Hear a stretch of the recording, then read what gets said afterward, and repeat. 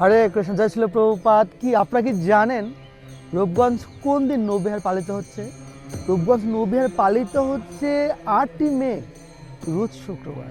এবার একটু ব্যতিক্রম ধরনের আয়োজন রয়েছে এই রূপগঞ্জ রাধা গোবিন্দ মন্দিরে নৌবিহারে। তাই নতুন নৌকা নতুনভাবে সজ্জিত হয়েছে। কেন? এই নৌকায় রাধা গোবিন্দ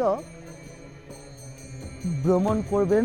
আমাদের দেখছেন সুবিশাল একটি দিঘি রয়েছে। দিঘিতে এই নৌবিহার অনেক অনেক মাহাত্ম্য। আপনারা জানেন যে নৌবিহার এবং নৌকা বিলাস যেটা প্রায় একই ধরনের ওয়ার্ড হলেও সে ভিন্নতা আপনারা জানেন যে জিনিস না।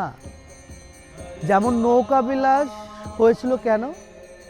যখন কৃষ্ণ আবির্ভূত হলেন মথুরাতে কংসের কারাগারে, যখন বসুদেব মাথায় টুকরিতে করে কৃষ্ণকে বৃন্দাবনে নিয়ে যাচ্ছিলেন, আর যমুনা যখন পার হচ্ছিলেন তখন কৃষ্ণ এই টুকরি থেকে চলে গিয়েছিল এবং যমুনা দেবী এই যিনি বিশ্ব ব্রহ্মাণ্ডের মালিক তাকে শিশু নেয়, তাকে পেয়ে তাকে কুলে করে তাকে চুম্বন করছে, আদর করছে, আর দিকে অনেক সময় চলে যাচ্ছে। আর তখন কৃষ্ণ বলল যমুনা দেবীকে, তুমি আমাকে ছেড়ে দাও, আমি তোমাকে যুগল রূপে দর্শন দেব। তাই কি করলেন? যমুনা দেবীকে যখন অফার দেন বা তোমাকে আমি যুগল রূপে দর্শন দেব, তাই আবার পুনরায় কী করলেন? কৃষ্ণকে ফিরিয়ে দিলেন। আর বসুদেব এই টুকরিতে করে নন্দালয় দিয়ে আসছিলেন। এবং আরেকটি বিষয় যে নৌ বিহার, আপনি জানেন 20শে এপ্রিল থেকে শুরু হচ্ছে চন্দন যাত্রা। এই টাইমটা অনেক অনেক গরম, অনেক তাপমাত্রা থাকে।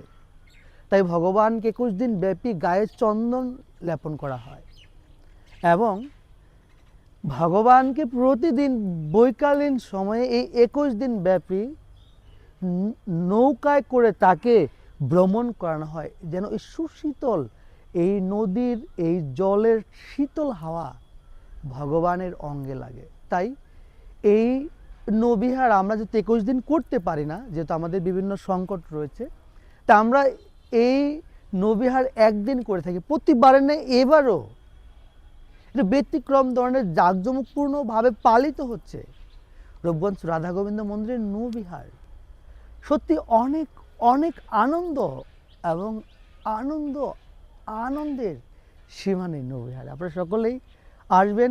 আবারও বলে দিচ্ছি, এই নৌবিহার পালিত হচ্ছে 8ই মে, রোজ শুক্রবার। আপনার সবান্ধবে আমন্ত্রিত। এবং টাইমটি বলে দিচ্ছি, টাইমটি হচ্ছে বিকাল 4টার সময় থেকে শুরু হচ্ছে এবং বিকাল 5টা পর্যন্ত, মাত্র এই 1 ঘন্টা এই নৌবিহার পালিত হবে। আপনারা যে যেখান থেকে লাইভটি দেখছেন আপনারা অতি শীঘ্রই শেয়ার করে দিন এবং অন্য কাউকে দেখার সুযোগ করে দিন। এবং আপনার জন্য যদি অন্য কেউ এই নৌবিহার আসতে পারে, তাহলে যে বেনিফিট আপনিও সেটা লাভ করতে পারবেন। সকলকেই সঙ্গে থাকবেন।